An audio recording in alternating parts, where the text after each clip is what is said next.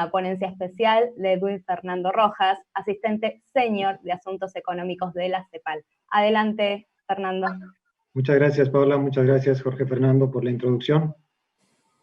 Como siempre, un gusto estar acá. Les agradezco por la invitación.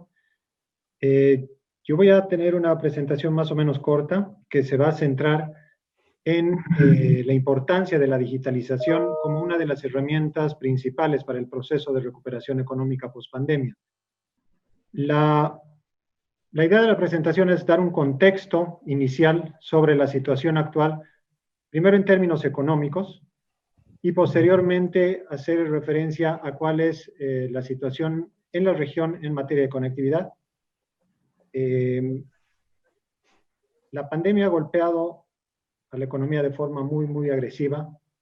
Y, por ejemplo, en la CEPAL hemos estimado y estamos haciendo algunos cálculos respecto al impacto en los principales indicadores económicos, y vemos que la región va a tener una contracción del PIB de cerca a más del 9%.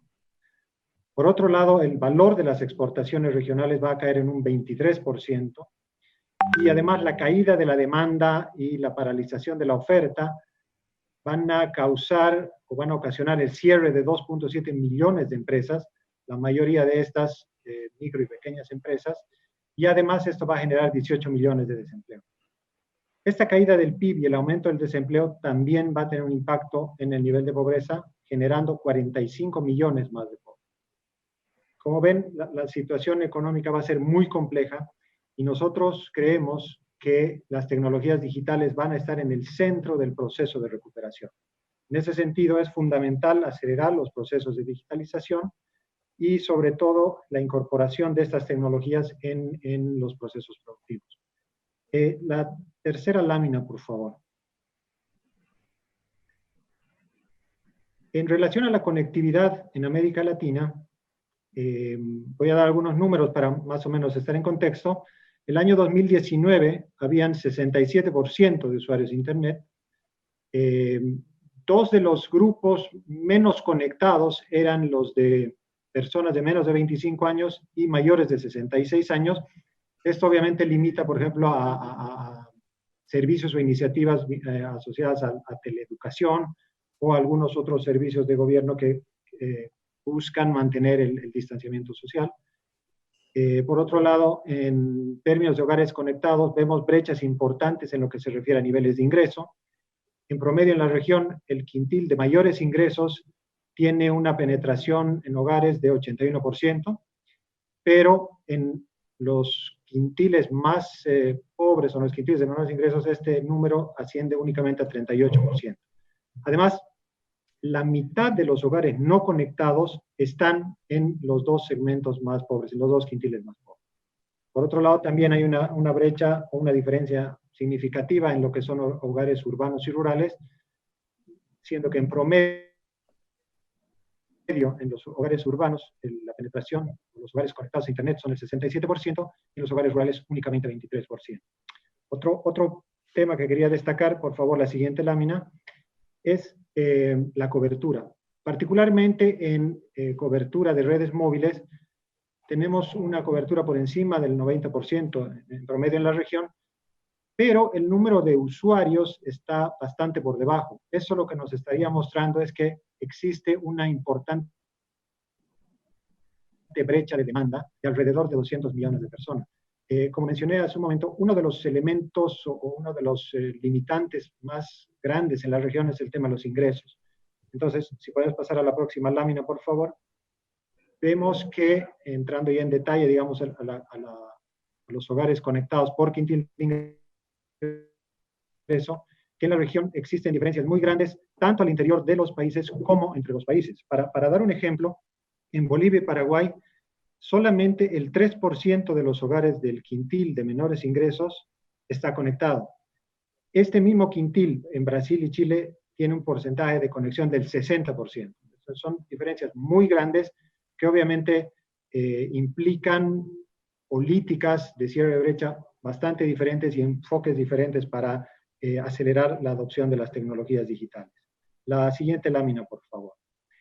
En cuanto a la calidad del servicio, hemos hecho una estimación de la relación entre la velocidad disponible y los usos que se puede hacer con esa velocidad.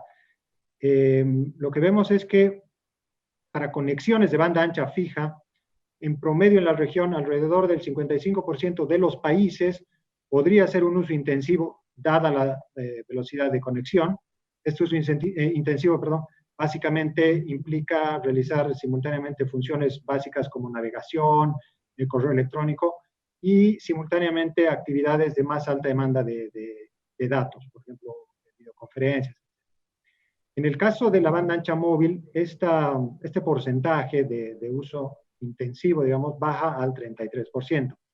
Ahora, aquí es importante destacar que en la región, en promedio, la penetración de banda ancha móvil es 5 veces mayor a la de banda ancha fija. En ese sentido, este es un indicador de que se tiene que trabajar tanto en el aumento de la cobertura y penetración de la banda ancha fija, como en mejorar un poco la calidad y las velocidades de acceso a la banda ancha en móvil. La siguiente, por favor, lámina 7.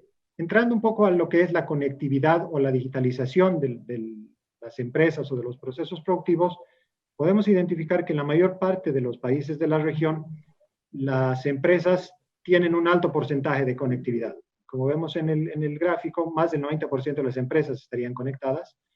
Un porcentaje bastante elevado también realiza operaciones, por ejemplo, de banca electrónica. Pero cuando hablamos de operaciones un poco más vinculadas a la actividad o al propio proceso productivo, ahí vemos que estos porcentajes caen. Por ejemplo, el uso de Internet para adquisición de insumos solo se realiza en el 32% de las empresas y menos de la quinta parte de estas tienen canales de venta digitales. Hay poca disponibilidad de datos, particularmente para evaluar o para medir cuál es la penetración o el uso de tecnologías digitales avanzadas en empresas. Recientemente, CETIC de Brasil ha hecho una encuesta donde presenta algunos datos comparativos de Brasil con Europa particularmente, y ahí se ve que el uso de tecnologías digitales avanzadas como Big Data, impresión 3D y el uso de robots es muy bajo todavía en la región, particularmente en Brasil, y comparado sobre todo en el uso de Big Data. Esto puede verse como una gran oportunidad porque hay un espacio enorme de crecimiento y yo creo que es algo que se va a tocar en el panel, pero muestra también cuál es la situación actual en la región.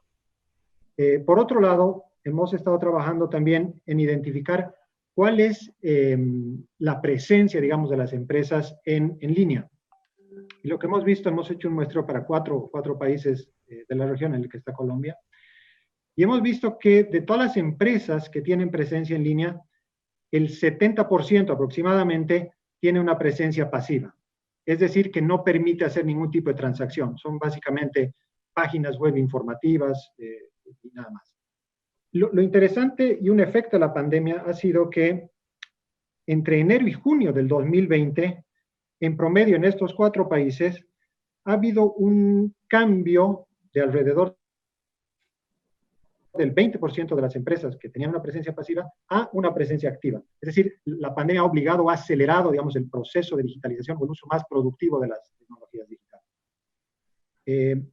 Por otro lado, hemos estado viendo también un incremento muy grande en lo que son los sitios empresariales. Este gráfico lo que muestra, el siguiente gráfico, el 10, por favor. Este gráfico lo que muestra es cuál ha sido el incremento de los sitios empresariales en los meses de abril y mayo de este año. Entonces, claramente este es otro efecto de la pandemia, y para dar algunas cifras como ejemplo, comparando junio del 2019 con junio del 2020, por ejemplo, las páginas de comercio minorista aumentaron en 431%, y los servicios de entrega de comida han aumentado en 331%.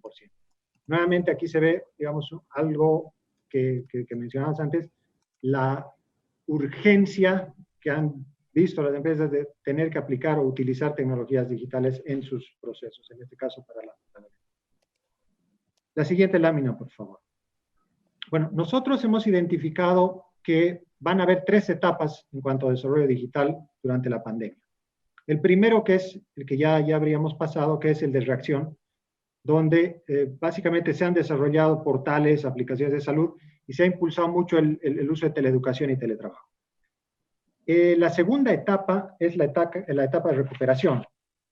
En esta etapa están básicamente ahora casi todos los países de la región, y ahí se están desarrollando, se están utilizando aplicaciones de rastreo, pasaportes sanitarios, está desarrollando bastante más el comercio electrónico, soluciones de gobierno electrónico, y se está introduciendo también un poco en lo que es la gestión de inventarios. Ya se está empezando a digitalizar un poco más el proceso.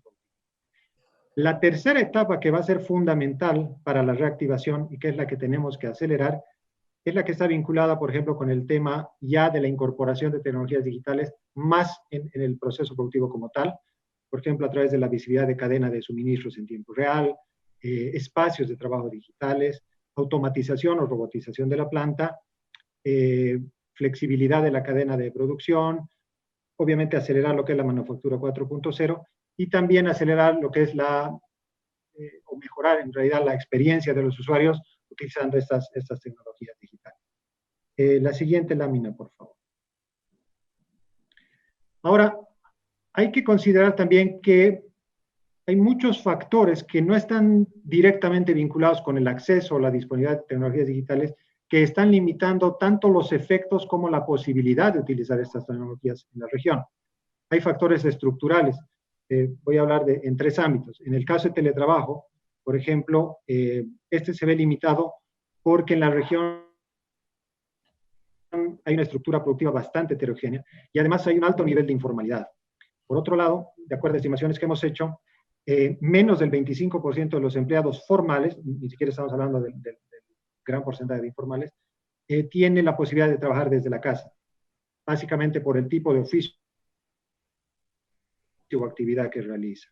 Por otro lado, hay mayor impacto también en las mujeres porque hay una excesiva carga de trabajo, ya que ellas se tienen que dedicar una buena parte del tiempo al tema de cuidado personal y doméstico. Y otra limitante es que solamente un tercio de los países ha sancionado algún tipo de marco regulatorio que habilita o que facilita el uso del teletrabajo. En el caso de teleeducación, algunos de estos factores estructurales están relacionados, por ejemplo, con el tema del hacinamiento en el hogar. En los quintiles de menores ingresos, por ejemplo, hay 4 veces más niños que en los otros quintiles, y esto obviamente limita la posibilidad de utilizar herramientas como la teleeducación. Por otro lado, menos de la mitad de las escuelas públicas utilizan Internet con fines pedagógicos, y la mayoría de las soluciones digitales se concentran en el nivel universitario. En el ámbito de telesalud, por ejemplo, esta aplicación, esta posibilidad, se ve dificultada por el costo, los procesos de reembolso, la responsabilidad legal y particularmente por el tema de la privacidad en el uso de los datos. Por otro lado, también existe una importante fragmentación de los servicios de salud por niveles de ingreso, y relacionado con esto, por ejemplo, menos de la mitad de la población está afiliada a algún tipo de protección social.